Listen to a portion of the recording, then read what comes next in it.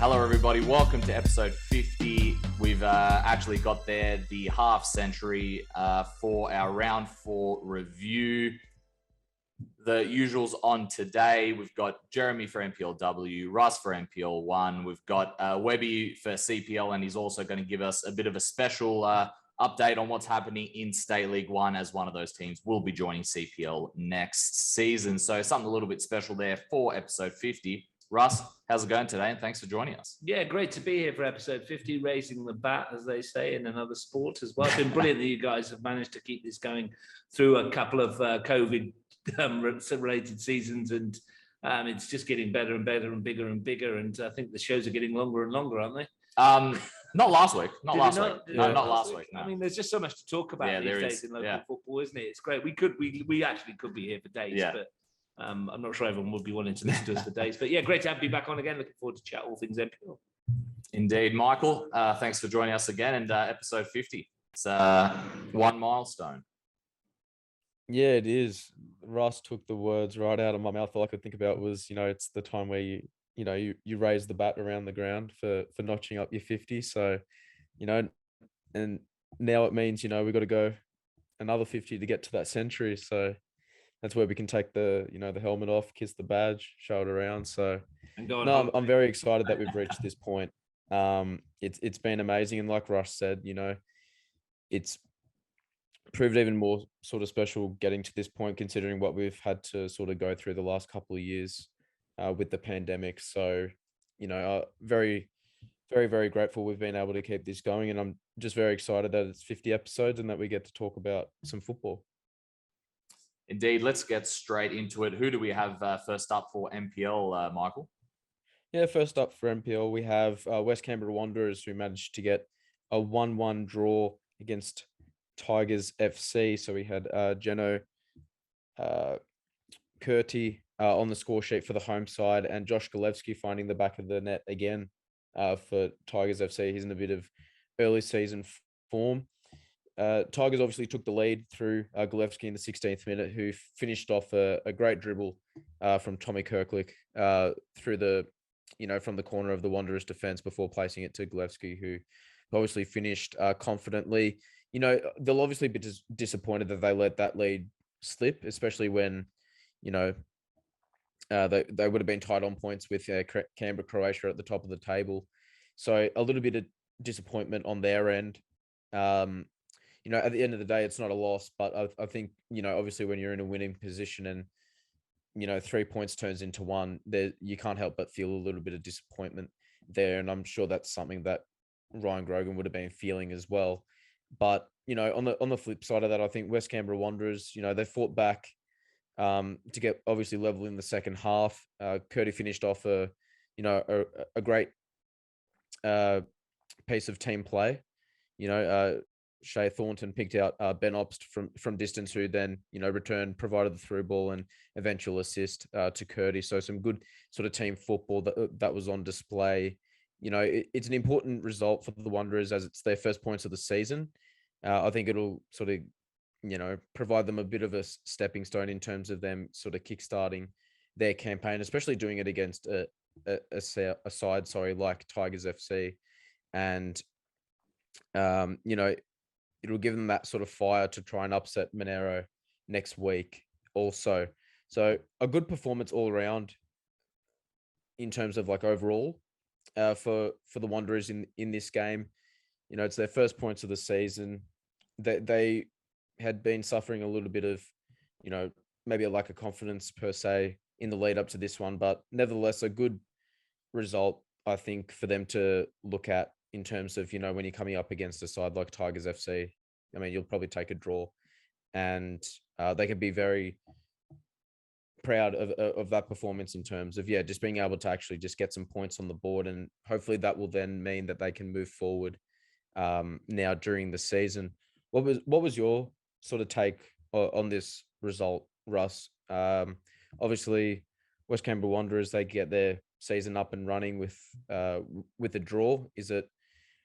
Where do you sort of tend to focus when you look at a result like this, especially against two teams like this that are sort of maybe looked at different parts of the table?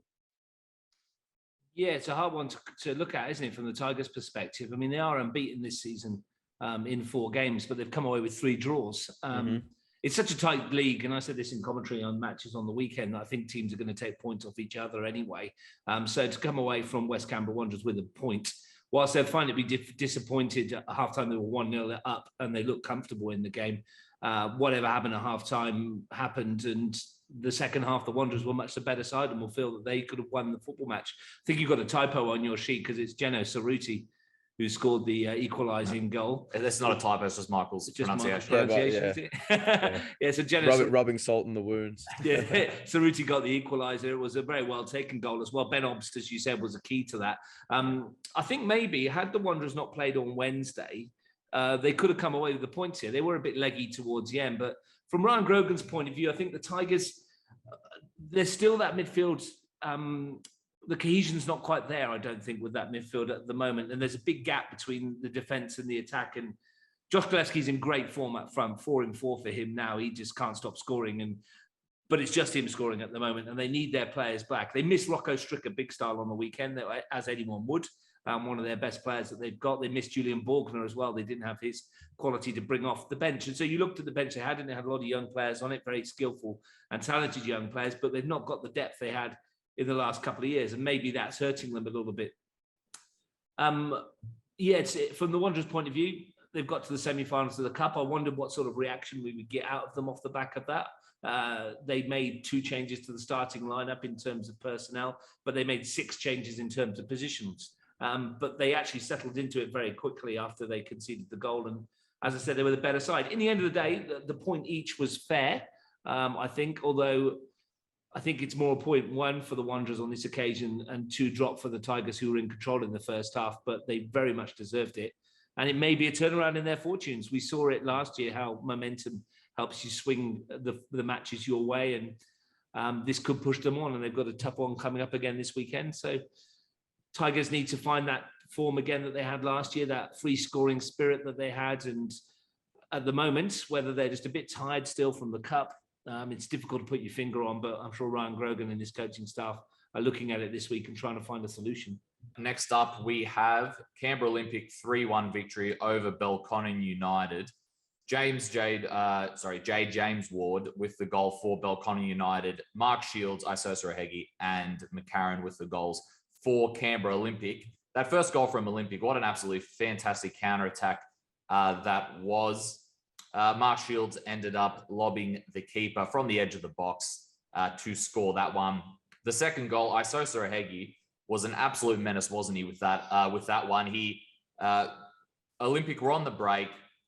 He makes the run, and then he loses the ball. But immediately, as soon as he loses the ball, he puts pressure on the Belco defender, who passes it back, and then it was essentially the keeper and Ohegi both ran to the ball, and Ohegi got to the ball first. Boom, got it, and puts it in the back of the net. He was an absolute menace there with his pace, with his power.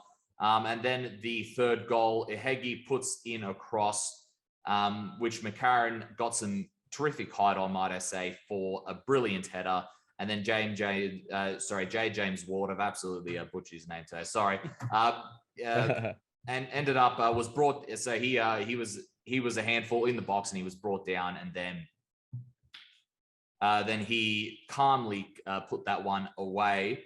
Russ, what's your thoughts in terms of this one? This, if I'm not mistaken, this does put Olympic in the top 4 with this victory, if my calculations were correct.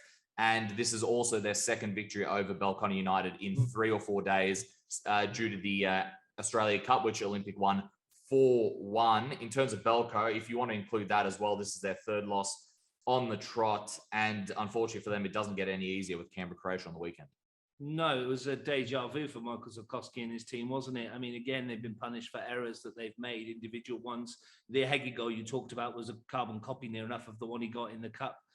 In the week, he charged down the keeper and then finished it into an empty net. And that just about sums up Belconnen's luck so far. They've played 3 games at home this season. They've lost all 3, and they've conceded 3 goals in each match.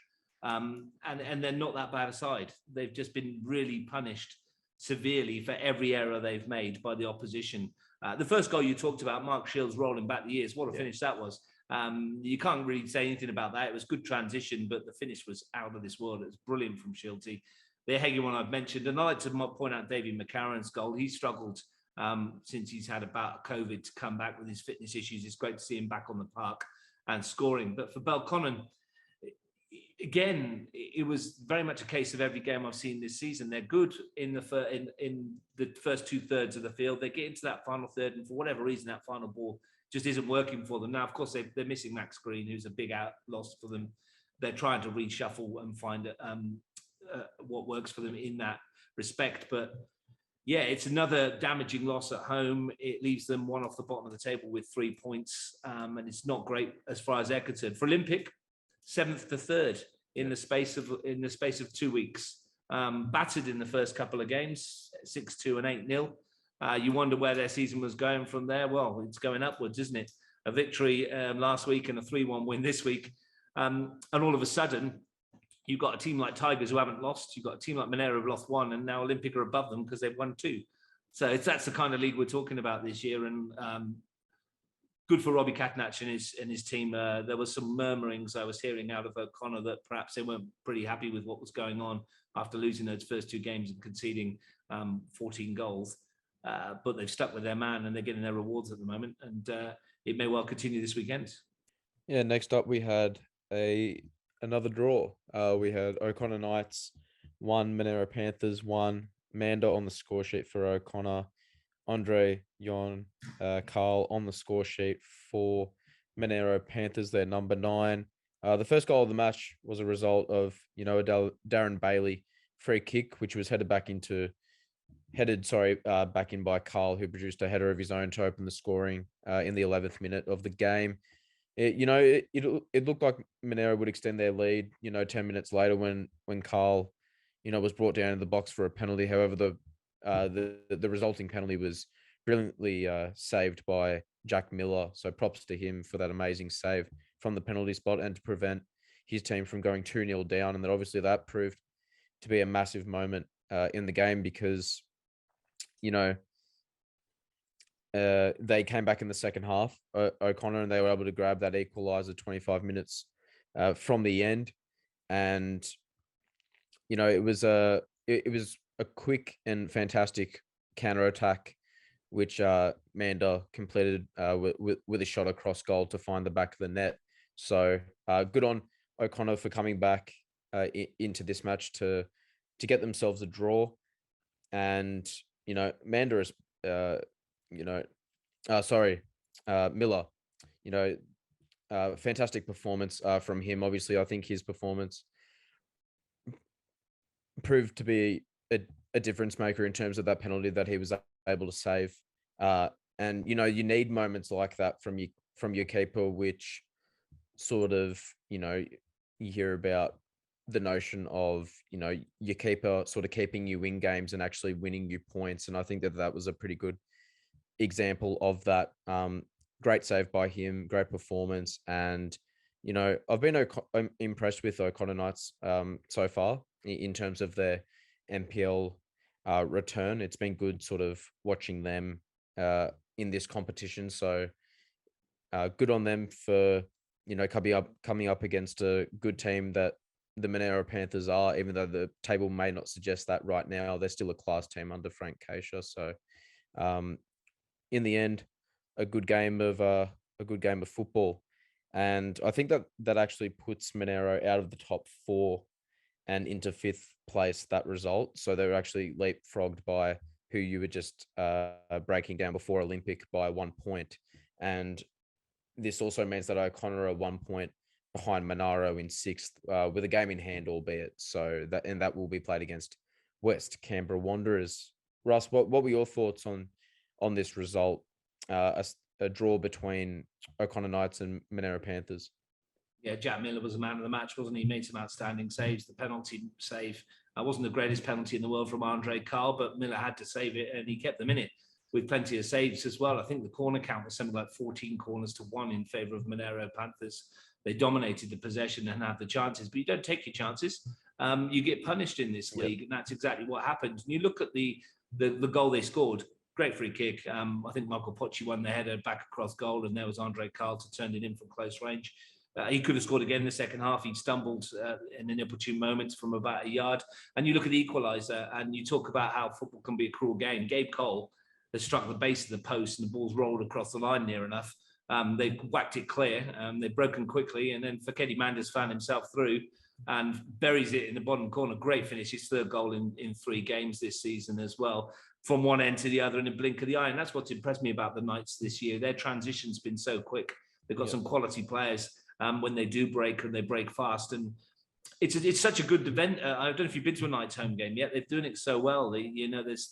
There's fields around with kids playing on it. The nets are up, the flags are up, the crowd's noisy. It's such an event, and it's well worth going to have a look at. And at home, they're a tricky side to play against. So I think whilst the Panthers would be disappointed they've not got 3 points, they might look back on that and go, yeah, well, a point away to O'Connor at the end of the season is not too bad.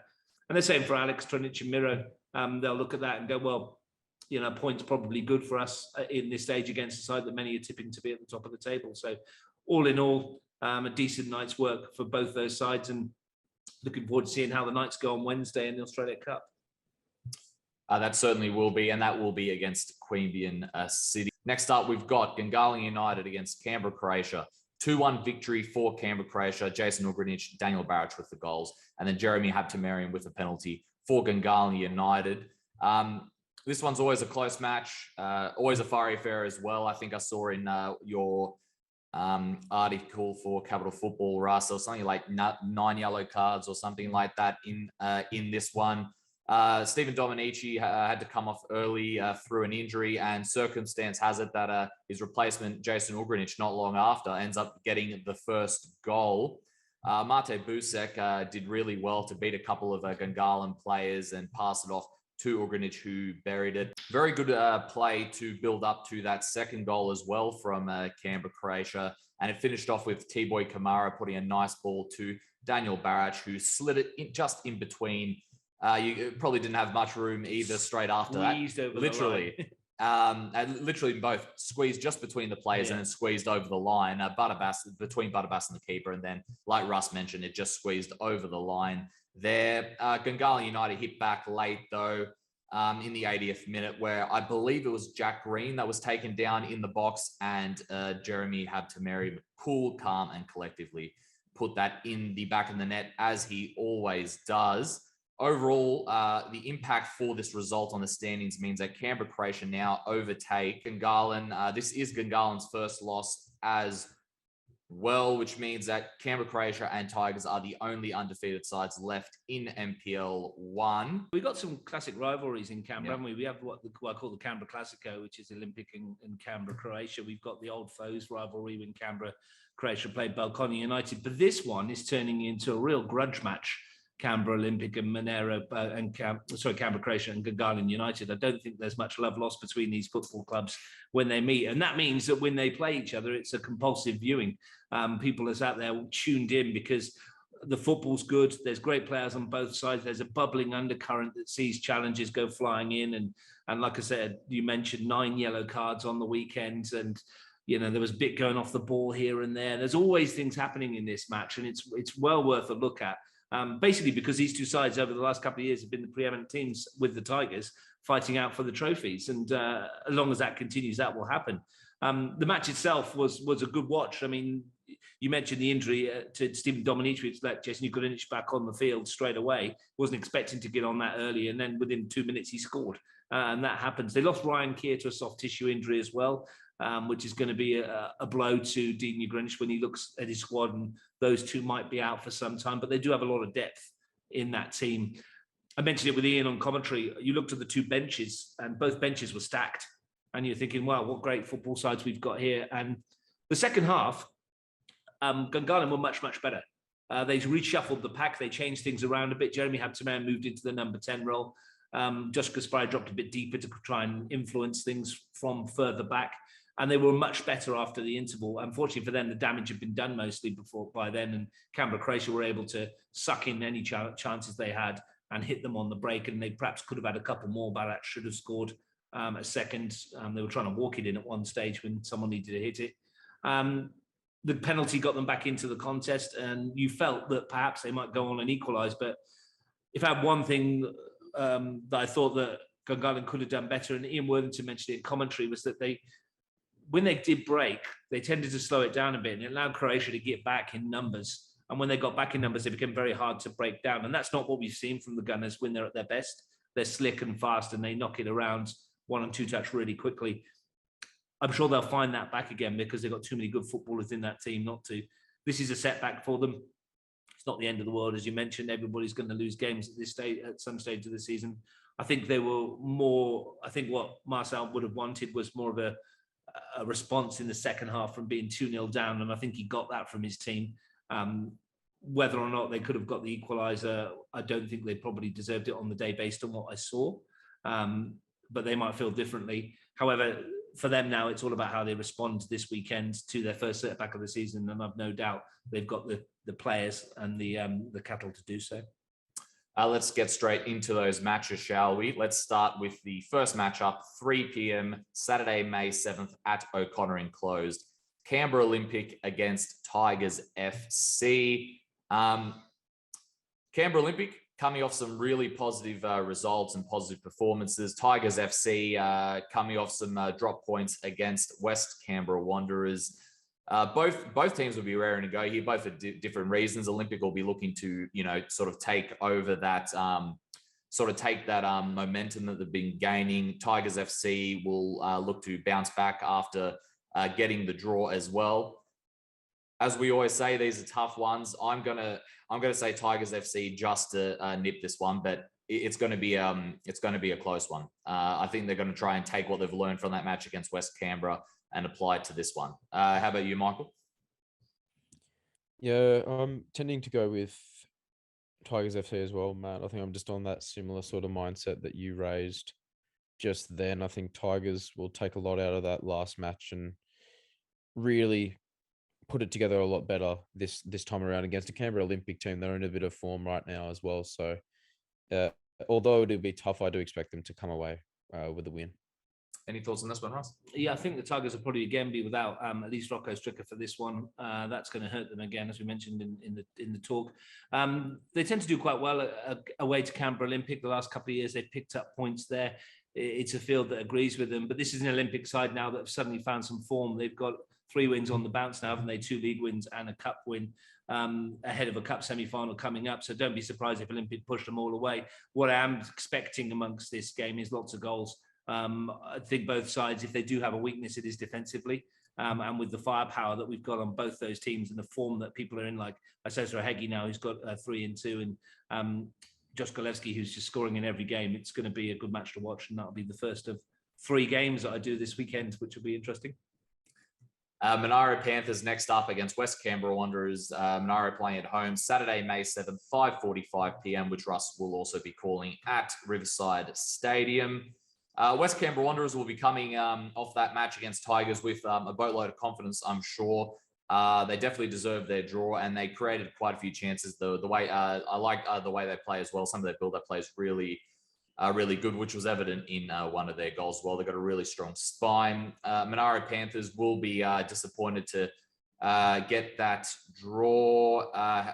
And I just think they're going to be raring to go, especially dropping out of that top 4 as well. They'll be looking to get back in there. I'm going to go with the Monaro victory, but I do think West Canberra will push them. How about you, Michael?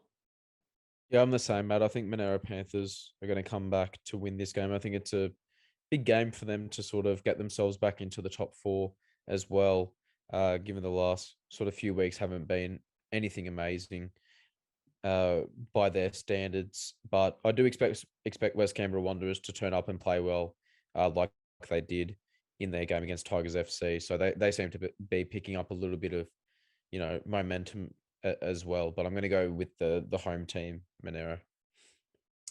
Any thoughts on this one, Russ?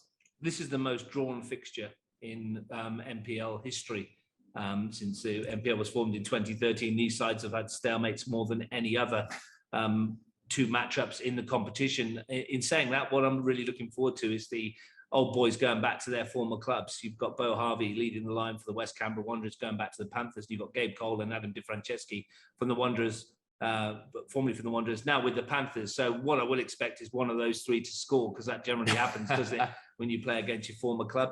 Looking forward to this one. Should be a good match. The Wanderers won there last year. They don't tend to win many games at the Riverside, although their biggest ever NPL victory was at away to Monaro Panthers a few years back. Should be a very good match. And again, it's not going to end goalless. I don't think it will either. Next up, we go Canberra, Croatia against Belconnen United, Sunday, May 8th, 3 p.m. at Deakin Stadium. Look, this one, it's hard for me to look past Canberra, Croatia. We all know Belco have the quality in their side. They're not in the best of form at the moment, but Canberra, Croatia are. Look, I'm sure Belco usually would always step up for this match against Canberra, Croatia. Even last year when they were struggling they were getting draws, but they just weren't able to get those wins. They did show up and really push Canberra, Croatia. I think it was in a cup match first, and then they played them again. So we've seen Belco be out of form and show up for these matches against Canberra, Croatia. But Canberra, Croatia's form at the moment just really seems like they're clicking. So I'm going to go for a Canberra, Croatia victory here. How about you, Michael? Yeah, I'm going to go for Canberra, Croatia as well, Matt. I think it's important for you to, that you raised Belconnen United. They're not in, obviously, some great form at the moment, having those back-to-back losses against Canberra Olympic across the, two different competitions. I think that would have hurt their confidence a little bit. But, this is a notorious fixture in a way. And I'm sure that the Belco boys are going to be raring to go for that one. But I just do see the quality and the form of Canberra, Croatia being a little bit too much for them at this stage of the season. Any thoughts on this one, Russ? Yeah, top versus seventh, isn't it? On paper, it looks everything like it's going to be a Canberra, Croatia win. They're scoring goals. They're not conceding many. They look very, very strong. But as you mentioned, Belconnen, for some reason, always seem to raise their game for this one, and especially at Deakin Stadium. They love going there. They love putting on a performance in front of the Canberra, Croatia fans. And, if you're going to find your way back into form for Michael Sikorsky and his team off the back of some disappointing performances, what better place to do it at than Deakin Stadium against one of your arch rivals? Next up, the last match of the round, Gungahlin United versus O'Connor Knights, Sunday, May 8th, 3 p.m, AIS Grass Field 2. I feel like this is going to be an interesting one. Gungahlin coming off their first loss of the season. O'Connor Knights coming off a comeback draw against Monaro Panthers. They feel, and then of course that match against Tigers, which they lost, but they feel like they should have gotten a draw in that one at the least. O'Connor seems to step up for these big matches. Even when they're down, they've got the youthful flair there, where Russ has talked about the transitions. I think they'll take a lot from those two matches against Tigers and Monaro. And I'm going to go for a bit of an upset here. I'm going to go for a draw in this one. I just feel like they're going to use those two experiences and put that to use. But I wouldn't be surprised with either result at the moment, considering the way the league is going. How about you, Michael? Yeah, I'm going to go for a Gungahlin United bounce back victory against O'Connor Knights. I think it was very good of you to mention that O'Connor do step up for these big games. Although results obviously haven't panned out, to favour them so far, they do seem to put in some strong displays against these better teams. So that will definitely be an interesting factor heading into this game. But I do see Gungahlin United really sort of, taking a lot of motivation from that Canberra Croatia loss and applying that into this game here. So I think they'll get the 3 points. Any thoughts on this one, Russ? Yeah, I've chosen this as our Sunday game to commentate on, mainly because it's the first time these two obviously have met at NPL level, because the Knights haven't been there before. But also because both these sides love to play fast, attractive football on the break, which we mentioned before. So I think this could be end-to-end, this one. I think there'll be plenty of opportunities. It'll be played at a breakneck pace, I'm fairly certain of. It should be a really good contest. It'll be the first time I've seen the Knights in NPL action this year. We'll have done them in the cup a couple of times since then. In terms of commentary, I've been to a couple of their games to have a look to see how they're going. But I'm really expecting this one to be one of the highlights of the weekend. If you get the chance to tune in, I think you will be very pleasantly surprised by the quality that we're going to see on Sunday at the AIS. First, Russ, 50th episode. I want to thank you for all your help. You've been a massive part of the show, so we can't thank you enough. And any last words? Yeah, Wednesday night at the AIS, Queanbeyan City versus O'Connor Knights, Australia Cup quarterfinals for a place in the semis. Wednesday afternoon at 12, I think it's at 12 o'clock. There'll be the draw for the Women's Federation Cup semi-finals as well. Next week, the 10th and 11th, I think it is the week of the 10th and 11th, both Women's Federation Cup semi-finals will be live on Bar TV Sports, one after the other on one on a Tuesday, one on a Wednesday or a Thursday, whichever will be. In the following week is the semi-finals of the Australia Cup, and you can see both those games on successive days as well. So bags of football coming up as well.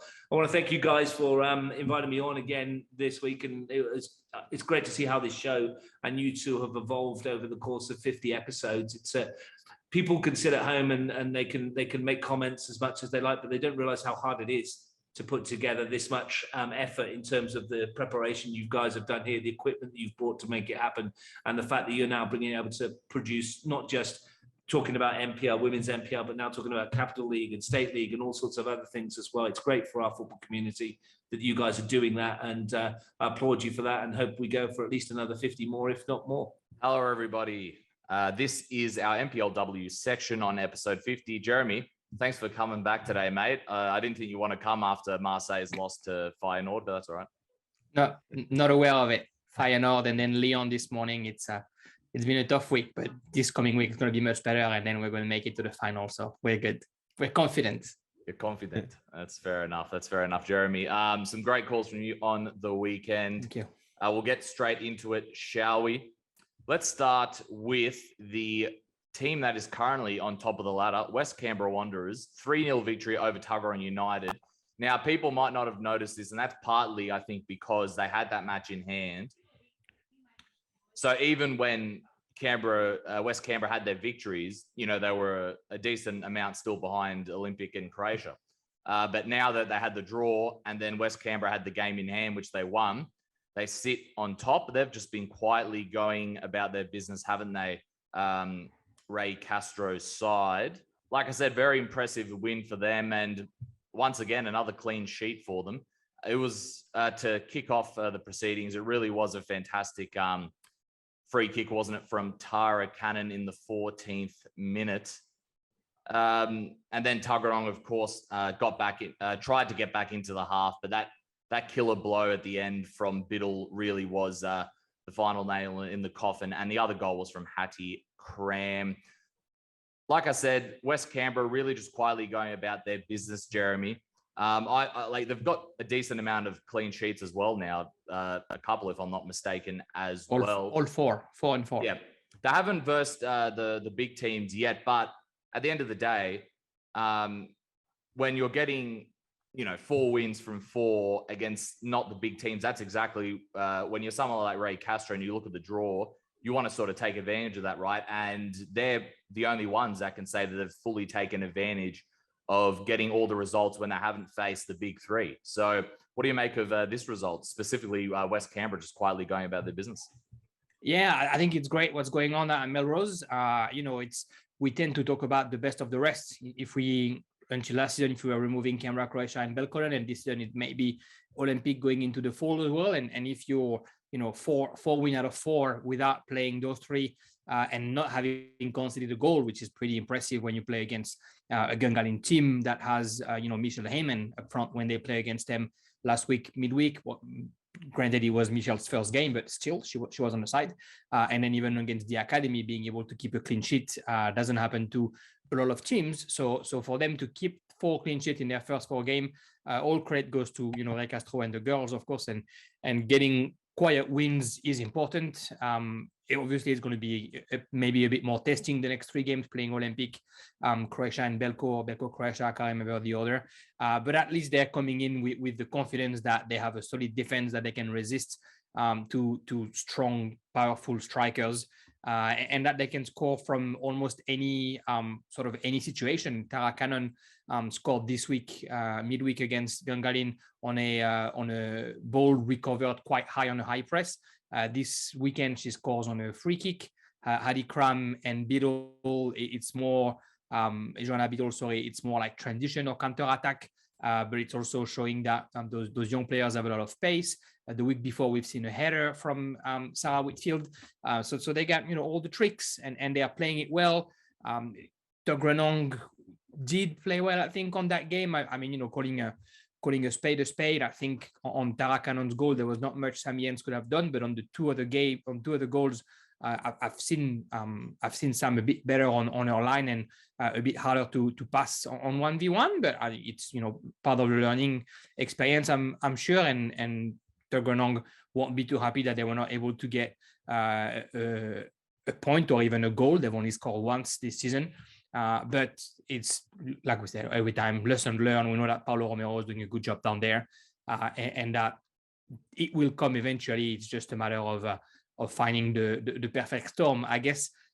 West Canberra, 3-0, 7 goals scored in 4 games, 0 conceded. It's all the confidence you need before you're going to face the big boys. And I'm sure that, Ray Castro is going to tell them that it's not a big deal if the results don't come in the next couple of games, but it's about knowing maybe what's going to be the difference between them and those teams that have a lot of experience, that are expected to play the grand final and trying to do what it takes to close that gap.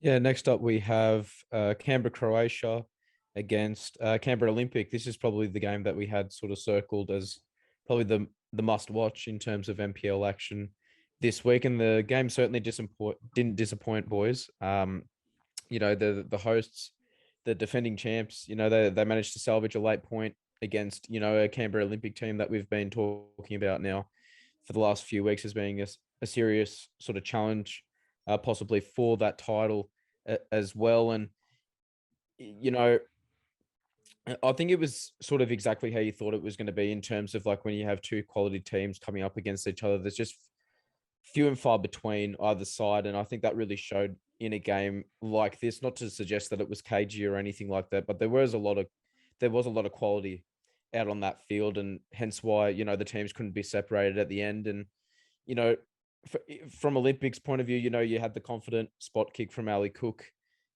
that was scored, and it looked like, that they were very close to being on their way to grabbing a very important away win against the defending champions. But obviously their hopes were dashed there right at the end in stoppage time when Canberra Croatia scored their own spot kick through Jen Bissett in the 91st minute there. So very important for her to keep her head, being calm, cool and collected, to be able to sort of slot that in and grab a last minute equalizer to confirm the draw. But like I mentioned at the top, it was a very, very close game. I think it's what we pretty much expected it to be.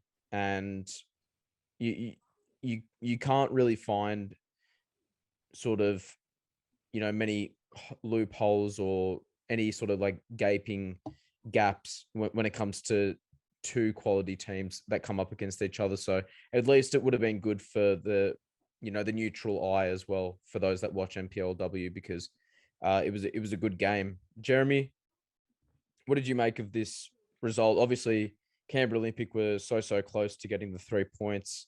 They just had to hold on that little bit longer, but they obviously give away a penalty sort of right at the end. What were your sort of views and thoughts on this result and how it sort of impacts the league this early on in the season? Yeah, I think first of all, I wanted to talk about that tiny curse of the keepers that we had this weekend. I didn't mention it with West Canberra, but Ali Hinson unfortunately broke her finger early in the first half and had to be subbed. And Briggs was in the keeper for her, and hopefully Ali Hinson will be able to combat soon, the former Croatia keeper. And then Indik and Nat Vasta, a bit of a freak accident. Apparently broke her ankle. At least that's what Nick Woznich was telling me yesterday when we were commenting the game together. It happens at the 40th minute. She was stretchered off, and then the ambulance come and pick her up. And yeah, apparently it's a fracture. So it's terrible for both those keepers. And of course, we send them our thoughts, and we hope that they're going to both get better soon. It clearly looks very serious for Canberra, Croatia, and that Vasta. In my review, I wrote a season-ending injury. Whether it is or not, regardless, it might be really hard for her to come back by the time the final start with a broken ankle. What it means though, as far as the game goes between Canberra Croatia and Canberra Olympic, is with the circumstances, the way I see it, I think it's a bit of a wasted opportunity for Olympic. They were playing against a Canberra Croatia side that didn't have Brittany Palombi. Already it's a big plus when you don't play against Brittany Palombi, but also Amy McLaughlin was away, Jamie Berkeley was away, Grace Gill is not yet part of the team, or she's part of the team, but she's not playing the games yet. So playing Canberra Croatia without them four and with these four is going to be a different story. They had Alice Churchill in goals for about 50 minutes as well. So, Alice did actually some pretty impressive saves. But you would think just on paper that Olympic should have gotten the win, or at least it was the perfect opportunity and everything was put together for them to get the win. What we saw was two teams that are just good defensively, offensively, in their press, in the way they neutralize each other, in the way they've clearly sort of studied each other. Canberra Croatia, knowing the players that were missing, tend to play a little bit lower than what they usually play. What it did is it basically nullified Ash Sykes on one side and Liv Forgarty on the other side. They were able to, as much as possible, try and stop Mickey Thornton. Mickey was just back from Thailand and maybe looked a little bit tired, but that didn't prevent her from getting into the box probably more times than Zoran Glavinic would have enjoyed. In the first half, she's got a chance and Vasta saves it. And then the two penalties that are given to Canberra Olympic come from Mickey. And, if I guess the three penalty calls for that game, we'd call them 50-50 calls. If you're for the team that get the penalty, then you think it's a foul. But if you're for the other team, you would never think that it is a foul. It's a close calls for the referee, and Aisha Stroit wasn't far, and she made the call that she thought was right. And look, the first one went in from Ali Cook. The second one was a great save from Alice Churchill. I think it's not a lot of time that an outfield player is going to go between the post and save a penalty to keep her team alive. So all credit to Alice Churchill for that one. And then at the end, it does look a bit generous, that penalty on Jenny Bissett. But if, like we say in football, if you get a penalty, that means that you're in the box quite often and that you put pressure on the defender. So she did this and then she was able to score it. It wasn't an entertaining game. It was, quite the cagey affair in the sense that it was dense on both sides in the middle of the park and defensively. And the teams clearly knew that their counterpart was very dangerous. We've seen some beautiful Seatley touches as usual from Bella Barach. We've seen the speed of Ash Sykes. We've seen the defensive prowess of Reeve Henson on one side or Diana Hill on the other side. So it's like you watch the game, and I went to see the game before I went to Hawker for the commentary. I watched probably about an hour of it, and you just want to stay for more because it's beautiful to see. It is, kind of no questions asked, the best two teams in the competitions right now. And when you see them play, you understand why they are. It works well everywhere, even when a young player comes in for Canberra Croatia. Guglielmin was playing and then was replaced by Ross as well. It feels like they know what they're supposed to do and they're doing it well. So a game that, it was round 4. I'm already crossing in my calendar round 11 and round 18. You want to watch those games. If it wasn't this early in the afternoon, I reckon I would have been behind the microphone for it. But I'm looking forward to seeing the two other game and potentially them beating again, either somewhere in the cup or in the finals as well, because they are truly two very talented teams. Absolutely. I think you're spot on with your sort of assessment there, Jeremy. Matt, what do we have next? Next up, we have Wagga City Wanderers against Gungahlin United. Now, Gungahlin United, very important win for them. It is their first points of the season and first win of the season as well. The goals go to Erica Pennyfield with a brace, Michelle Heyman in her second match back at Canberra United, Sharon Chow and Piper Lockley against her former club. I mentioned it just then, very, very important win for Gungahlin United, and probably not just the win, but to get 5 in the back of the net as well. That's very important for them. I saw they had the DeMarco sisters as well. They come back from their futsal tour that they were with Michaela Thornton. So they're important cogs back in the side there.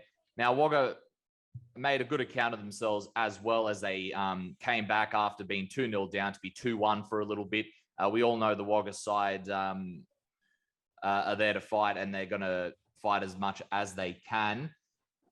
And a big talking point as well, this is Sam Gray's last game, if I'm not mistaken, at the helm of Wagga City Wanderers. This entire time we've done the podcast anyway, he has been the coach. So I just want to thank Sam for his time whenever we've talked to him for the podcast and for commentary as well. It's been an absolute pleasure to talk to him. So best of luck in his future roles within football and Wagga futsal and all that sort of stuff. But in terms of Gungahlin, very, very good performance. This will be very needed for the confidence of the side and just for momentum. Pat Mills is going to hopefully think that they're going to start momentum coming from this. And there were some really good goals as well in this one. I'm just trying to specifically remember which one it was. I think it was one of Erica Pennyfield's ones. It was a really good chance. She's always up for some good goals there. So, Jeremy, what did you think of this one? And at the end, maybe if you wanted to say anything about Sam's time at Wagga. Yeah, a game of last and first, of course. Sabbath last, and I'll get back on that. But a game of first, as far as Gungahlin getting their first win and the Wanderers getting their first goals this season. They hadn't scored until this game at the enclosed oval. It's complicated for the Wanderers. They're conceding goals that you wish they wouldn't. Unfortunately for her, Bonnie Warner, a couple of balls aren't getting too far from her, but she's just not getting them quickly enough. She's done some pretty impressive saves against Canberra, Croatia, despite the score, and she is showing that she's a good goalkeeper. But I think when you keep getting that much pressure on your goals, it's sometimes hard to save them all, I guess. Gungahlin United needed that win, I'd say pretty desperately. They want to be able to perform and to be able to compete with the big three, I'd say, up front, and they weren't able to showcase it since the beginning. And now all of a sudden it's Michelle Heyman getting onto the score sheet and Sharon Chow getting on the score sheet and Piper Lockley getting on the score sheet against her former squad. So all of a sudden all the offensive threats are being activated and are probably, getting a bit loose now that I can score goals and getting that monkey off the back, as you love to say, Matt. So it's great that the Gunners are getting their first win. It's unfortunate that it's at the expense of Wagga, but to be honest, seeing Wagga scoring twice is both great for the Wanderers and probably something that the Gunners want to work on. They are still to get a clean sheet in their first 4 games, and I'm sure they would love to have one by now. Of course, they're still missing Kelly Tonini, who's injured and who hasn't come back. They have a couple of injuries, Gungahlin, since the beginning of the season, and they're slowly getting all the squad back. It's good to see that they're winning. We just want to see, I guess, a little bit more from a team like Gungahlin, and we've seen them to be so powerful and successful. We would like it to keep going, I guess.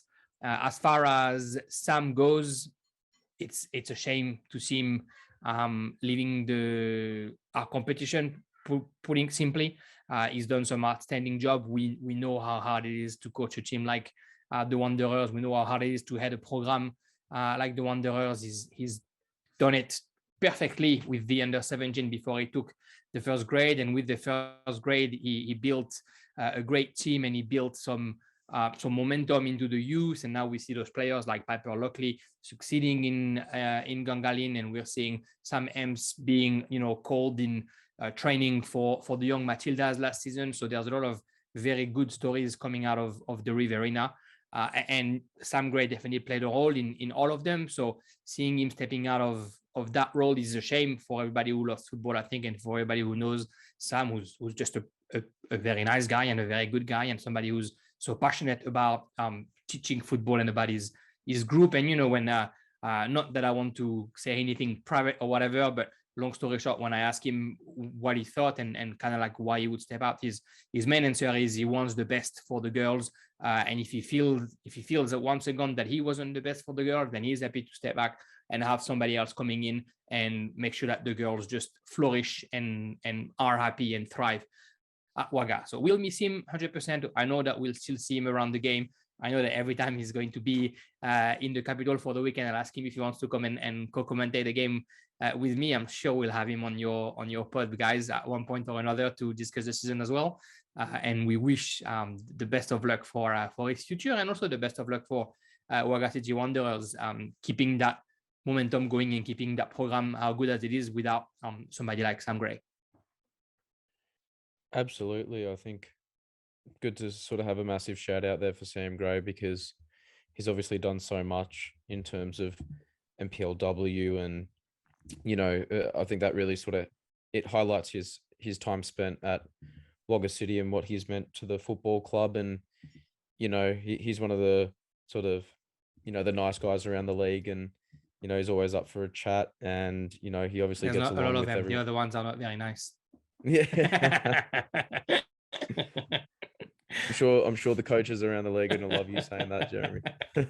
No, but going back on topic, I think he'll be a huge loss for Wagga City Wanderers, but hopefully they'll be in some good hands going forward, and I'm sure that they'll sort of just take what they've learned under his guidership sort of so far and use that sort of moving forward into this season. But moving on now to the last game that was featured in NPLW this past weekend was Canberra United Academy going down 2-1 to Belconnen United.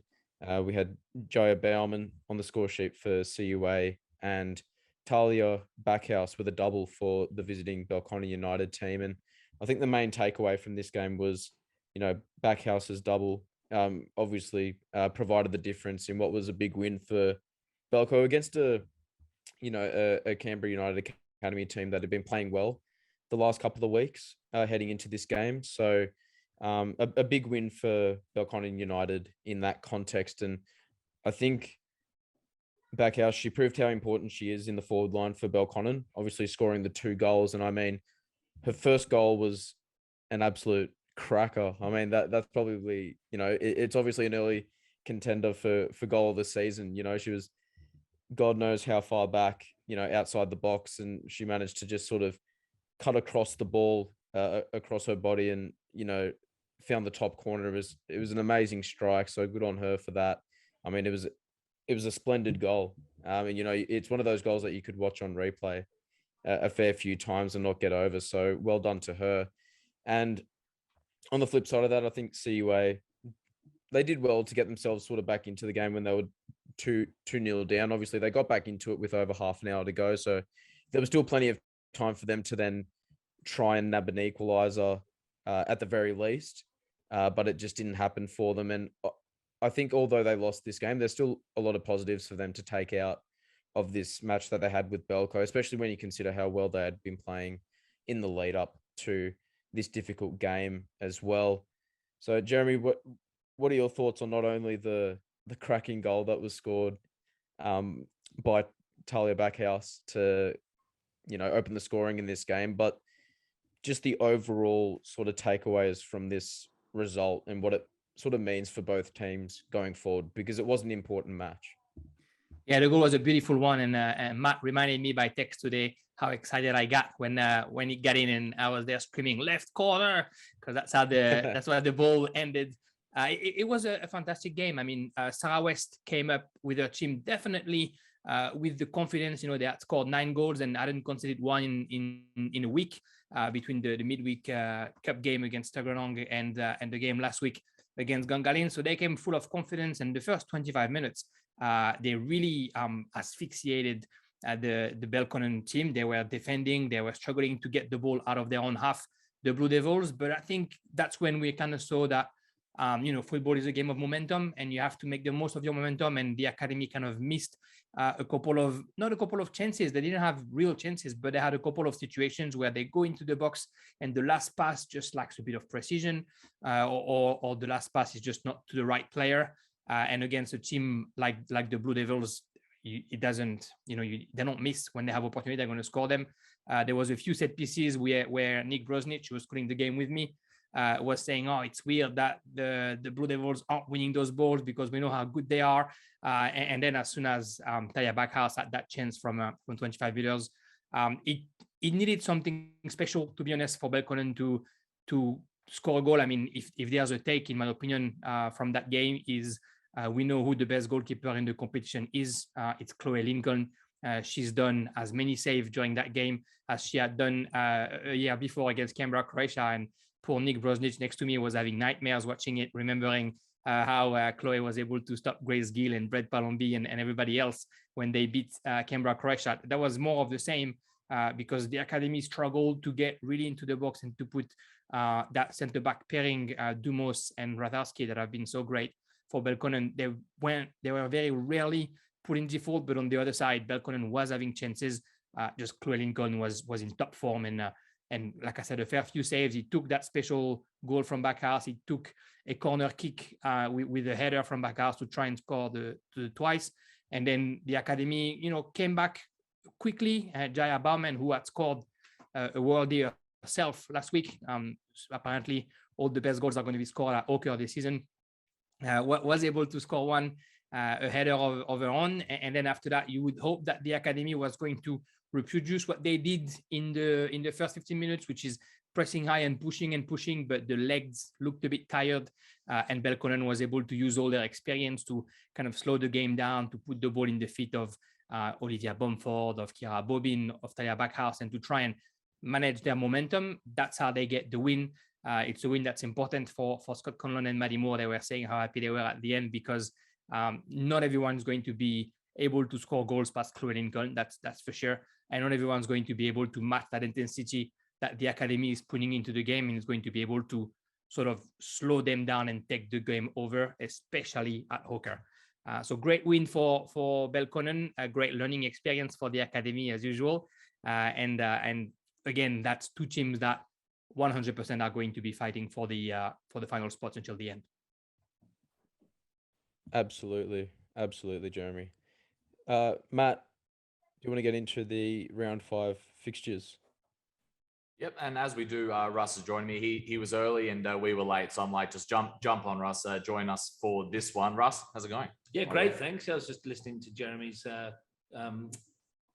summation of the game that we did on the weekend. I caught the second half of that match. It was a very good watch, actually. The Belconnen Canberra United Academy game could have gone either way. I think both sides are really credit to their both coaches, and it was a very good game to catch. And as you mentioned, that first goal, I don't think any goalkeeper in any league stopping that. It was one of the best hits I've seen from a long time. And it wasn't just the fact, see a lot of goals in the women's game that sometimes just float in over the goalkeepers, and that one went in with some real pace. And Chloe Lincoln, as you mentioned, nowhere near it. And she's one of the best keepers we've seen in this competition. But yeah, plenty more of that to come, hopefully. Yep, and if you're watching this in order, we shoot this out of order. So because Russ will already be on, and then he just randomly appears back. I just come back randomly. The magic of the Evident podcasts. Like teleporting. Yeah. All right, let's get straight into round 5 fixtures, shall we? We kick off with another massive matchup. This is the first one of the NPLW round. Belconnen United against Canberra, Croatia, Saturday, May 7th, 3 p.m. at McKellar Park. Before we get into our predictions, boys, which match is going to be called on NPLW this weekend? This is the one that's going to be called. Awesome. This should be an absolute cracker. It's going to be a tough one. Look, I'm going to say Canberra Croatia. I just think after them getting the draw, they're going to be raring to go to try and get those 3 points. But I expect, I think Scott Conlon will set up his team similar or in a way that will push Canberra Croatia. So I think this will be a close matchup, but I think Canberra Croatia will get the win in the end. How about you, Jeremy? I'll give it a draw. I think it's going to be an interesting tie to watch. It's in Makela. I don't know who's going to be between the posts for Canberra Croatia. If it's Alice again, that means that they're missing all that experience at left back. And I'm sure Kira Bobin would love not to have Alice Churchill in front of her on the wing. So yeah, I'll give it a draw just for the fun of it. Michael? I was thinking draw as well, to be honest. So I think I'm going to stick with that. I think it's going to be a tough game. You can't really separate two top teams like these two teams are. And, like Jeremy made a good point just then in terms of the goalkeeping situation. So that might sort of play a huge factor in terms of which way the result's going to swing. But I can't pick a winner, so I'm going to go for a draw. Any thoughts on this one, Russ? Yeah, I think it's going to be a good game. I've got inkling of who Canberra Croatia might be bringing in between the posts, but Save it for now. I won't put that out there just in case it doesn't happen and it doesn't get across the line. But yeah, it'll be a good match. I think I'm looking forward to it. Canberra Croatia. Hopefully, I'm not sure whether their missing stars will be back this weekend, but if they are, they'll make a difference. I had a chat with Doug Wilson today, actually, as part of Female Football Week. You'll be able to watch that interview sometime next week. And she was full of praise about that Canberra Croatia side, and a bit disappointed they didn't win on the weekend. But yeah, it should be a good game, and I could see it being a draw. My personal bet would be Canberra Croatia, just because they know how to win these games and they're a bit more experienced. But I can see why the guys would go for a draw.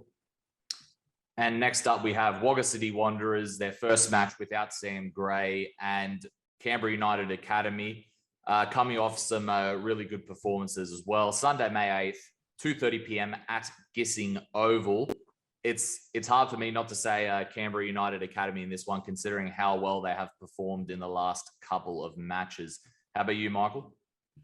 Yeah, I'm of the exact same sort of mindset, Matt. I think Canberra United Academy, based on the fact that they've had a really good sort of 3-week period, even though they obviously lost to Belconnen United most recently that we discussed just before. But I think that they're in a good space at the moment in terms of the results they were able to produce sort of before that game. And even with the loss, I still think that there's still a lot of positive signs there for them, and I expect them to get back to winning ways.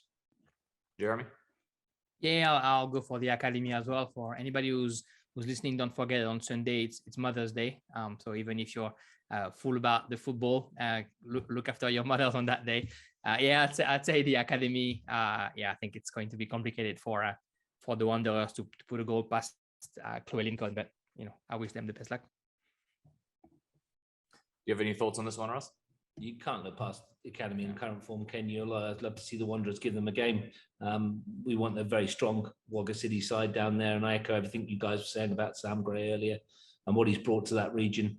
They're very important for us as a federation as well to have a strong Wagga outfit in the competition. And I'm hoping with these young girls that they've got coming through that they will find their feet at a Premier League level eventually. But I don't think it'll be this weekend, unfortunately, for them. And next up, we have Canberra Olympic against West Canberra Wanderers, top of the table, West Canberra Wanderers against also an undefeated Canberra Olympic side. Sunday, May 8th, 2:30 p.m. at O'Connor Enclosed. I'm going to go for a Canberra Olympic victory here, but West Canberra, I'm sure, will push them where they can. But once again, like with Canberra Croatia, it's hard to look past Olympic, especially when they just got the draw. They'll be raring to get back to winning ways. How about you, Jeremy? Yeah, same thing. I'd give it to Olympic. I mean, I think in any day, the Wanderers would have a hard time against Olympic, and without Ali Hinson, they're losing a very talented goalkeeper as well. So it'll be even harder. Olympic will probably have all their strength here, and with Mickey Thornton only half there in this weekend, she made all the difference against Canberra Croatia. So I'm sure she'll be very important for Olympic again this weekend. Michael? Yeah, I'm going to go for Canberra Olympic in this game as well. Just given obviously how they've started this season, and I know that West Canberra Wanderers have obviously had a very good start to the season as well. But I think it's also important to note that what we had mentioned earlier, that that they've had a bit of a favourable fixture list to start the season, and I mean, credit to them. You've got to beat what's in front of you, regardless. And they've definitely taken their opportunities that have presented themselves. But this will be a massive test for them against one of the teams that are obviously looking to fight for that title this season. And it might just be a step too high at this current time. So I'm going to go for Canberra Olympic. And last up, Tuggeranong United against Gungahlin United, Sunday, May 8th, 2:30 p.m. Is this one going to be at Canberra? Yeah, as far as I'm aware, the drainage is done and ready to go down there. And the lights are almost ready to go as well. So I think it might be the first game of the season at Canberra. I think I'll give it to Gungahlin. They finally got that first win this weekend, and they're probably going to go down there full of confidence. It's a squad that has so much strength. The Gunners, when they do find each other and when they do play well, not a lot of teams are going to be able to stop them. So I'll go for a win for the Gunners. I'm going to go for Gungahlin United as well. I think it was really important, like I mentioned, for them to get their first win of the season. Scoring 5 goals in the process as well, like we mentioned, but it was just really important for them, I think, to kickstart their season, which they were able to do this past weekend. And I expect them to carry that on. And, this is a good time for them to sort of build a little momentum as the season progresses. So I'm going to go for Gungahlin. All right, that's us for this week.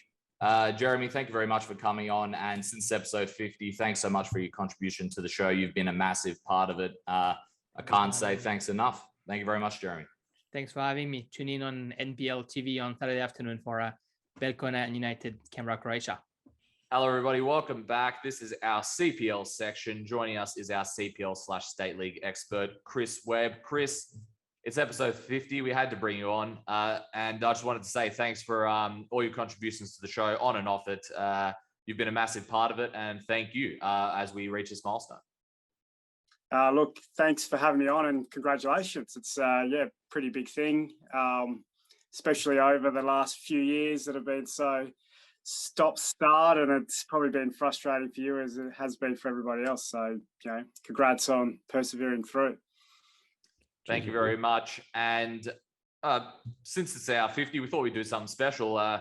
Since there is going to be a State League 1 team in CPL next year, one of them will get promoted. We thought, let's have Webby give us a bit of an update on State League 1. Now, as everyone would know, if you actually go to look up the State League 1 results, there are only 3 results out of 4 rounds, but Webby's our insider, so he knows what's going on. I know a few of the clubs post the results, but we're not as aware of State League 1 as we'd like to be. So Webby is here to give us the breakdown, and it's still early days, but you might get a bit of a hint of who we will see next season, quite possibly. So Webby, State League 1, what's the go? State League 1's an interesting league, and I have a bit of a kind of personal interest in it because the team that I used to coach in NPL2, the first grade team at Weston, essentially are all kind of playing in State League 1 now. So I go down and try and watch those guys when I can. So they've actually won the league, I think, the last 3 years, maybe the last 4 years, since essentially they dropped down as a group. And no surprises, they're back on top of the table at the moment. So they've, after 4 games, have had 3 wins and a draw with UC. So their win on the weekend, they won 3-2 against Gungahlin Juventus. I caught the last probably 40 minutes of that game, actually, and was very, very even affair. Juve extremely unlucky not to score in the last 15 minutes. They really had Weston under the pump. So they kind of scraped away with that 3-2 win.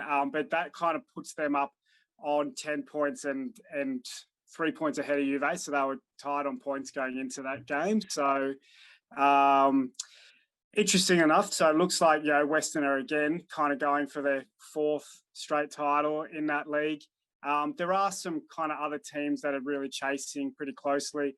UC, they drew on the weekend with ANU, so they're a win and 3 draws, so they're yet to lose. And their draws kind of come against all the other top teams. So they drew with Belnorth, they drew with ANU, and they drew with Weston. So they're the only team to take points off Weston at the moment. So they're sitting there on 6 points, and then ANU are kind of just underneath. They've had a win, a draw, and a loss, and a bye as well. So they're thereabouts with 4 points. The other really big team in that competition is Belnorth, and again, some people may have seen them play in the Cup. I watched them play against O'Connor Knights in the Cup, and they were extremely competitive and really pushed O'Connor Knights, who, I'm sure you've talked about it, doing extremely well in NPL. And they pushed O'Connor Knights all the way in the Cup. So, again, they're another really good team. They've actually only played 2 games. They've drawn them both.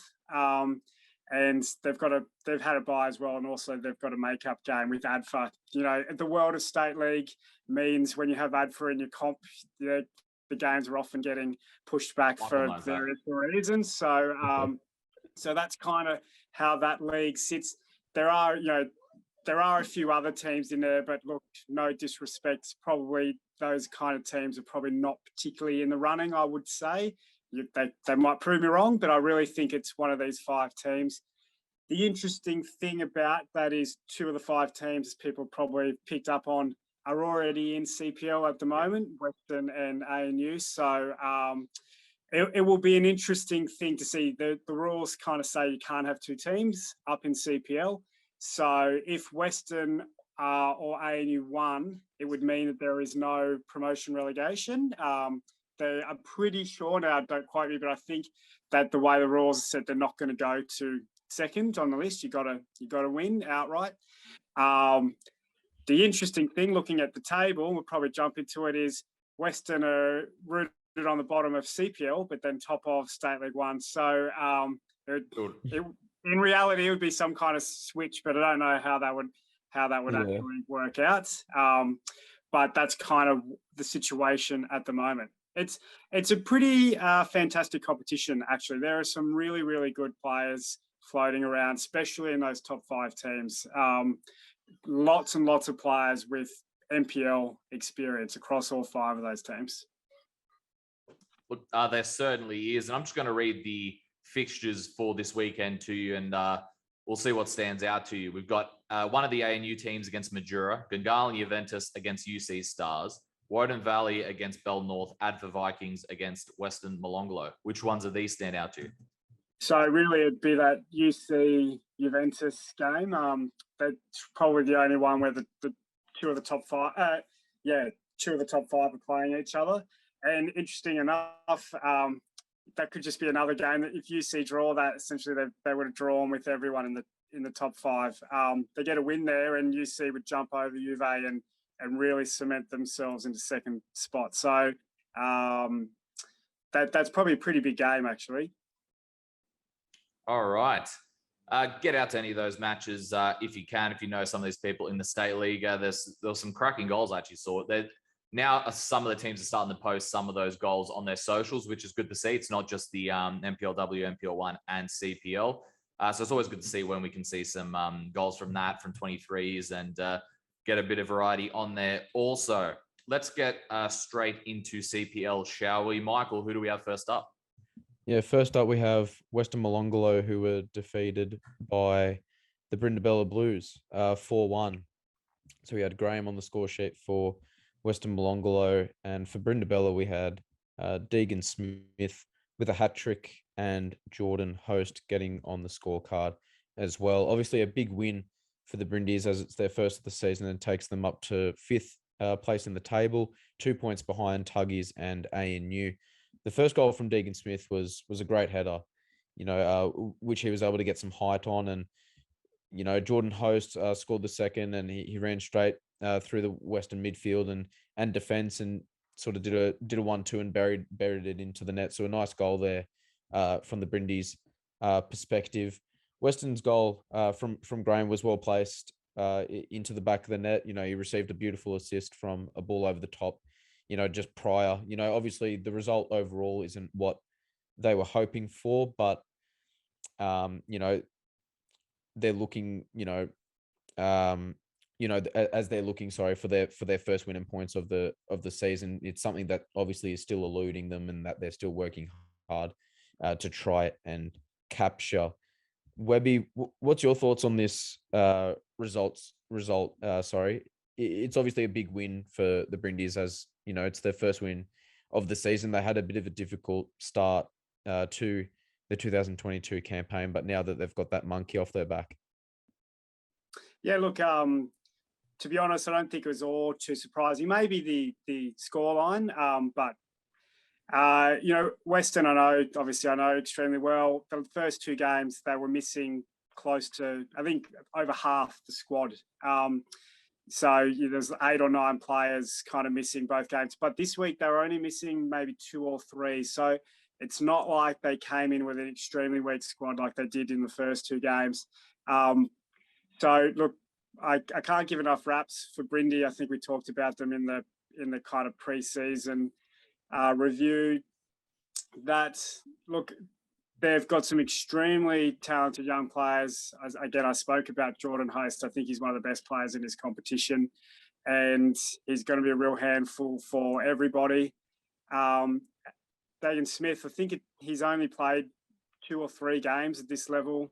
He's only young, and so to get a hat-trick's pretty impressive. And it just shows that it's not just Curtis Schaefer in their team that's firepower. They can score goals from a number of players on the park. So I really just think that, well, they shouldn't be seen as a surprise anymore. I really think that Brindabella are in for a very, very good shot at the top 4 and even higher. I did catch about 20 minutes of it, and especially at the start of the second half. And look, Weston still knocked the ball around quite well. The goal was very nice. Will Kong played a lovely little chip over to Xavier Graham. So it was a well-constructed goal, but they're going to need to find something a little bit extra. I think especially in the centre of midfield, and just in terms of being able to get control of the ball. They while they were quite good in getting passages through, they just lost the ball too quickly, too many times, and then the defence were just kind of always consistently having people run at them. So it's something that they're going to need to address, I think. Next up, we have Queanbeyan City 2-1 victory over Wagga City Wanderers. Alexandra Urikaru with a brace, and Suleiman once again on the score sheet for Wagga City Wanderers. Another important victory for Queanbeyan, as this means they're 4 from 4. They remain undefeated. The only team to win every game. I think out of all the I think they're the only team to win a game from all the competitions between them and West Canberra in NPLW. But they had to fight back from behind for this one. Wanderers scored in that first half, and then the other 2 goals for Queanbeyan City were in that second half. Wagga might be a little disappointed that they weren't able to hold that lead or at least get a draw. However, this performance against the team that is top of the table and is the standard bearers at the moment anyway for the league, it's promising from Wagga. They've got their win. They've got their draw against Yoogali, and they put in a solid performance here against Queanbeyan. It's safe to say that David Leonard's side are doing pretty well so far this season.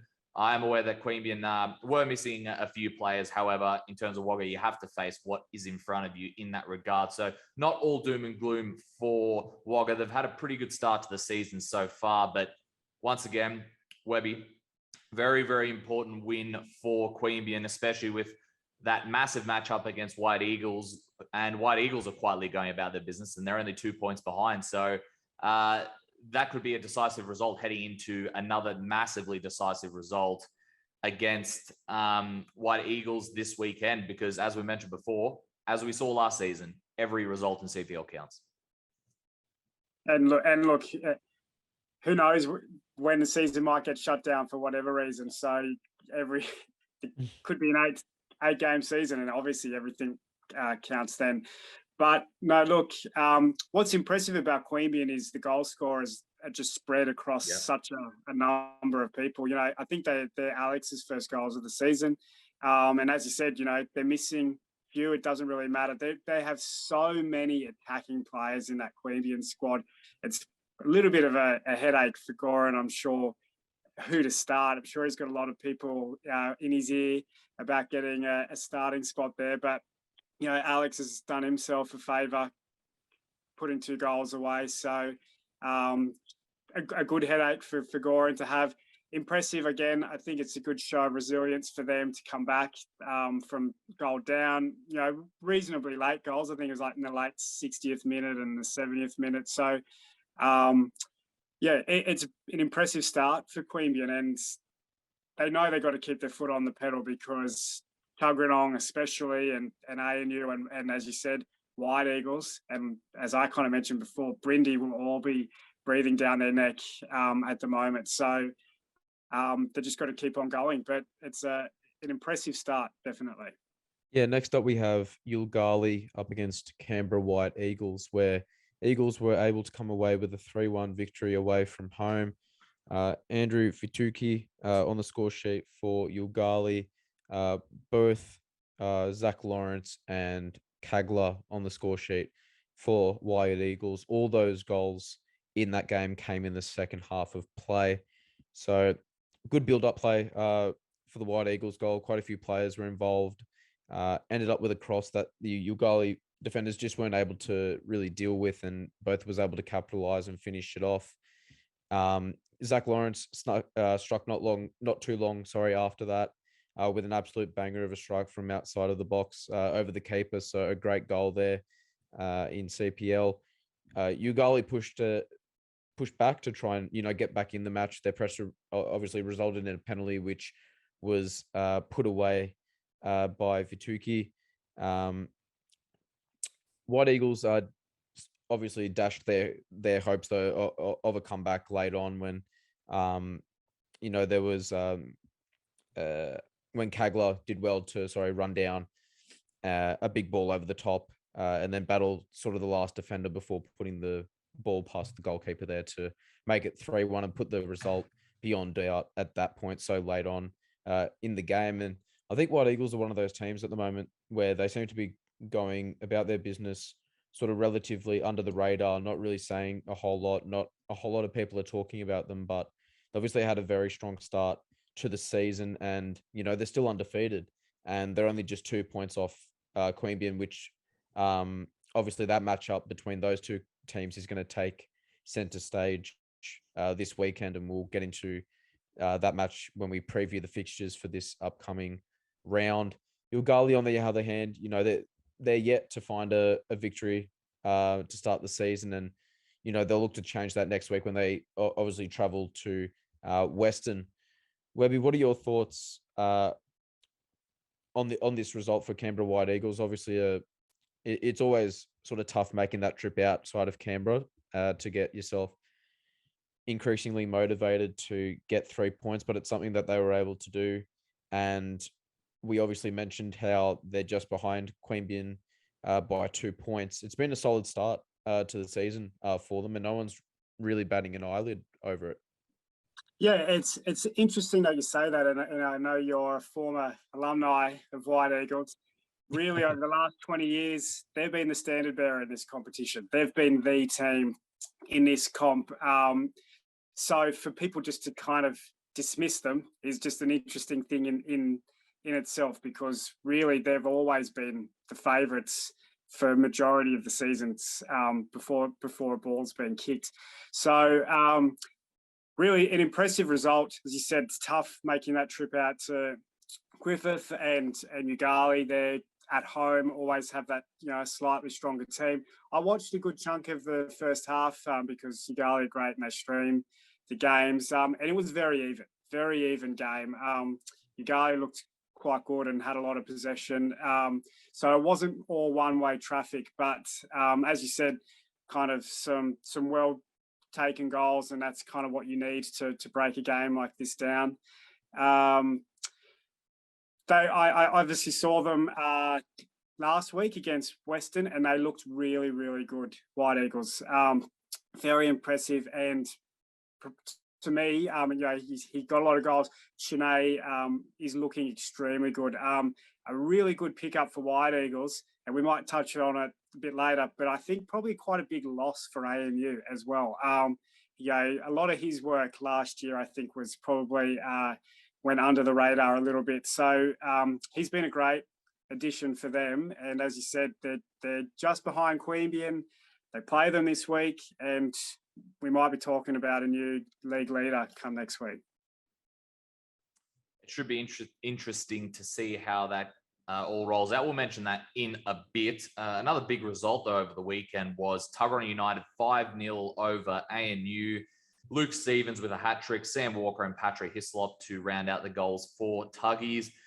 And I was able to catch the second half of this one, and mind you, 4 of the 5 goals were in the first half, so I missed quite a chunk there. Unfortunately, I wasn't able to get to that first half.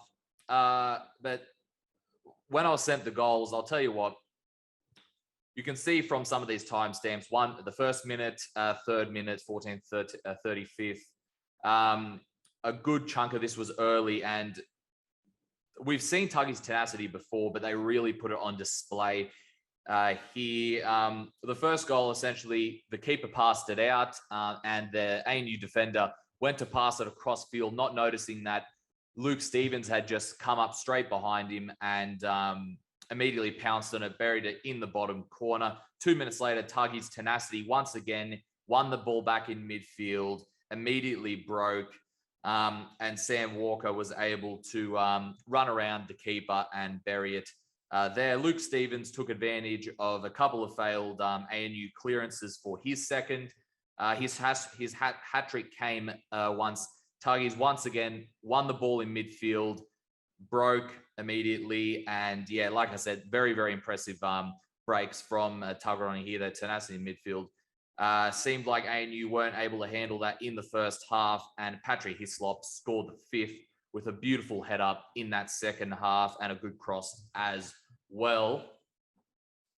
Huge win for Tuggies, as this does put them back in the top four from 5th to 3rd place. Remember, they still have one match in hand as well. So currently they sit, if I'm not mistaken, 6 points behind Queanbeyan, 4 points behind ANU, behind White Eagles. And if they are able to get that victory in the catch-up match, that will mean they are a lot closer. That'll mean they're only 1 point behind White Eagles and 3 points behind Queanbeyan. So that catch-up round, I believe, will be played between round 5 and 6. So that is coming relatively soon for them. So they might know what they have to do in terms of the second round of matches in that regard. Like I said, from what I saw in the second half, though, ANU obviously had more of the ball because once you're 4-0 up, Tuggies took it. They decided to sit back a bit, let ANU have a bit of the ball. And ANU, you could tell they were frustrated because a lot of they had some really good play in that second half, but a lot of their chances were skied over the bar or across goal. You could just see they weren't on the top of their game like they usually are. And I guess what's worrying for ANU is not only did they lose 2 of their matches against 2 of their competitors for promotion this year, but they lost them by hefty margins, 3-0 against Queanbeyan, 5-0 here against Tuggies. That is more what would concern me, less so of the losses. But we have mentioned how crucial the wins are in CPL. We keep mentioning it, but how you never know when the season can end. And at the end of the day, it was that victory of O'Connor against ANU, which did send them through. So every match counts. But the scoreline, I would say, is worrying for Talal Safar's side. Webby, thoughts on this one? It was a very impressive display from Tuggeranong. Yeah, lots of thoughts on this one. Hopefully I can get them out of my scrambled brain. Again, I'll go back to what I talked about in the preseason preview. I said I'd seen Tuggeranong a few times in preseason and said how impressed I was with their high press, the tenacity as you talked about. And so for the first minute of the game, and I saw these goals, for a goalkeeper to play a goal kick straight up the middle, it's one of the things that sends shivers down my spine when a number 6 is back to goal, receiving a ball from the keeper, literally not knowing who is behind them, and you could see that the three Tuggeranong forwards were all central, all lined up to press that goal kick. And as soon as it got played, there was Hopi, I think, from ANU was under all kinds of pressure. Just criminal, I think, to be doing that in the first minute of a game. And then, as you said, a cheap turnover like 2 minutes later and a quick ball straight through and Sam Walker scores. It just shows that's kind of that how Tuggeranong play, and it's impressive and it's difficult to play against. And really, it's and Queanbeyan was the only one who kind of was able to combat that for 90 minutes. Ewan Peterkin, a former ANU player, again, he's just a warrior in midfield and probably the one who really leads the midfield by example, just winning balls and getting the ball forward early. And he caused them all kinds of trouble in that first kind of half an hour. Like you said, it's very impressive for Tuggeranong, and really they're gonna give this promotion, this automatic bounce a real shake. But on the other side, worrying for ANU again. I think I talked about it when I was last on to say ANU have all this quality all over the park. Losing Sam Carter's, he's always been the driving force. So what that actually meant for the team, where it's kind of coming to the surface now. But as I said, the only real worry for that team is probably the lack of depth in the back line. And they shipped 5 against Tuggeranong. They shipped 5 midweek against Monaro. They're conceding a worrying amount of goals that this ANU team are just absolutely not used to. So Talal's probably got a little bit of work to do, but he does know he's got the right cattle out there. Like there are some extremely good players. Sam Carter's aside, it's still a fantastic team. So I don't think there should be any panic stations yet, but they've got a bit of work to do to catch up. As you said, even that's kind of 6 points given up to their rivals. Well, that's there's still 18 or 17 weeks to go, but you don't want to give those points up too early. Michael, what are the fixtures for round 5 this weekend? Yeah, first up, we've got Wagga City Wanderers playing host to ANU Saturday, May 7th, 2:15 at Gissing Oval. This is going to be an interesting one. Obviously, ANU and the struggles that they've sort of endured recently, it's a really good opportunity for them to sort of bounce back and get on the winner's circle, and I think that's what they're going to do. So I'm going to go for an ANU win in this one. Matt, what about yourself? I'm going to go for an ANU victory as well, but I do think Wagga are going to push them. We all know it's tough to travel to the Riverina areas, and we've mentioned how well Wagga have done this season. I think ANU, especially after not 1 but 2 of those defeats like that, they're going to be raring to go. But I do think Wagga will have their chances and have some good moments in the matchup. Chris? Look, I agree. I'll sit on the fence for all of them and say I won't be surprised with any result. But in terms of who I would put money that's what on, we do anyway, so it's all right. Look, my money would be on ANU to bounce back. They're such an extremely strong team. But Wagga have been quite impressive. I kind of harp back to the Wagga game against Monaro in the Cup. And how impressive they were there, and they've shown that form again through the start of the season. So it definitely won't be smooth sailing for ANU, but look, that's where I think the points will go. Next up, we have Brindabella up against Tuggeranong United, Saturday, May 7th, 3 p.m. at Ipen Park in Corwell. I'm going to go for a Tuggeranong United victory in this one. They're in some great form, obviously, on the back of that big win against ANU. So I expect them to continue that and get the 3 points. Matt, what about yourself?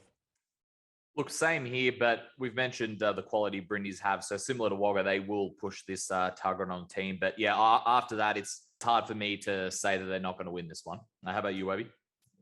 Yeah, look, again, I would put the money on Tuggeranong.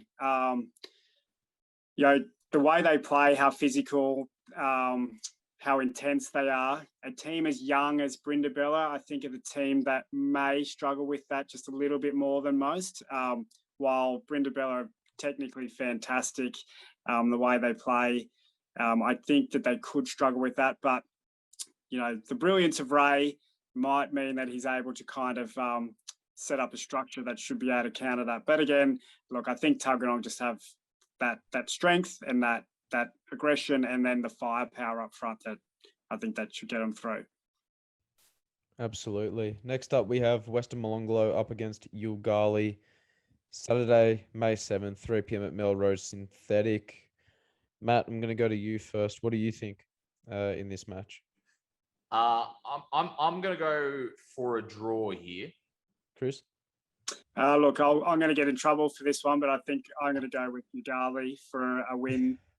Again, the caveat would be depending on who they travel with, but I think this early in the season, they should be still travelling with a reasonably strong squad. And as I said, what I saw from them from half an hour against White Eagles, they actually still looked quite impressive. So I think that they'll probably just be that little bit too strong. Yeah, I agree. I'm going to go for a Yoogali away win in this one as well. But like you mentioned, Matt, I think it will be a close game, most definitely. And lastly, on our CPL round 5 fixtures is probably the big one this week. It's Canberra White Eagles at home to Queanbeyan City, Saturday, May 7th, 3 p.m. at Woden Park enclosed. Oh, this is tough. This is very tough. I'm just going to go with a draw, to be honest. It could go either way, to be honest. I really just can't pick a definitive winner. So I think given the form that Eagles are in, and also Queanbeyan, obviously Queanbeyan are playing very, very well at the moment, and so are Eagles. Could argue that Queanbeyan have had sort of the tougher road thus far, and they've still been able to look as impressive as they have. But I'm going to say that Eagles are just as confident in terms of the start that they've made this season. They still haven't lost a game, and I'm going to go for a draw. Yeah, it's too tough for me to separate. What about you, Matt? Look, when I was first looking at this, I was thinking a draw, but you know what? In two of the bigger matches Queanbeyan have had against ANU and Tuggies, I bet against them in both. I think I said an ANU victory against Queanbeyan, and then I think I said a draw against Tuggies. So I don't think it's smart for me to bet against Queanbeyan again. So I'm going to go for a Queanbeyan victory in this one, but this is going to be an absolutely cracking match. If I'm not commentating on Saturday, I'll try and get down to this one. Yeah, a tough one. Look, logic says Queanbeyan should win this one, but I just have a sneaking feeling that White Eagles are going to cause an upset here. Absolutely no rhyme or reason to that. But I just feel like that it's happening.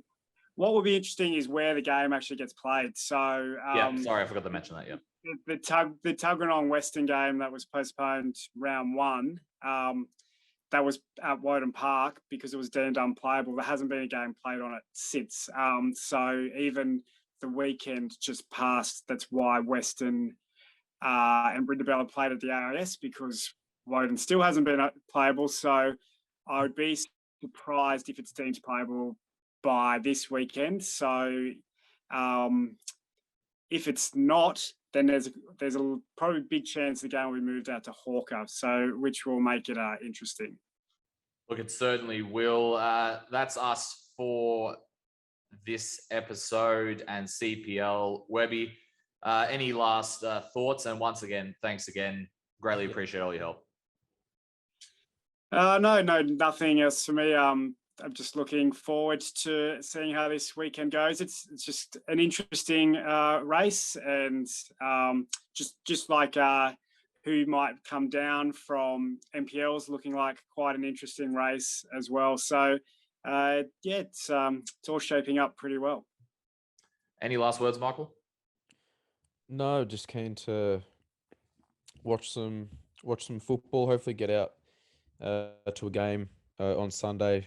As I was hoping to this past weekend, but wasn't able to do. So hopefully I can go and watch a game on Sunday, as I will be playing on Saturday. So it'll be good to, play and then hopefully, watch the following day.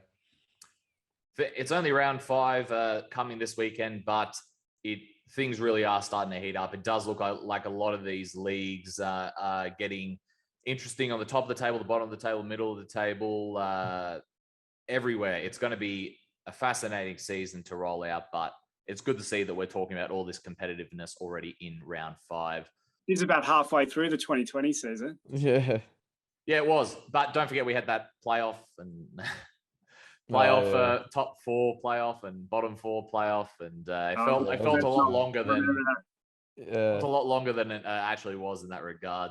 Episode 50, we said it several times, but thank you to everyone who's been listening to the show, sharing the show, telling people about the show, talking to Michael or I, or or anyone else that is, and Jeremy and Chris and Russ and everyone else that has helped out with the show, Matty Moore, and thanks to all the players, coaches, staff. Thanks for sending us the VOs and your thoughts on the matches. It's greatly appreciated, and we couldn't do it without everyone's help. So thank you very much, and here's to another 50. Thank you very much, everybody.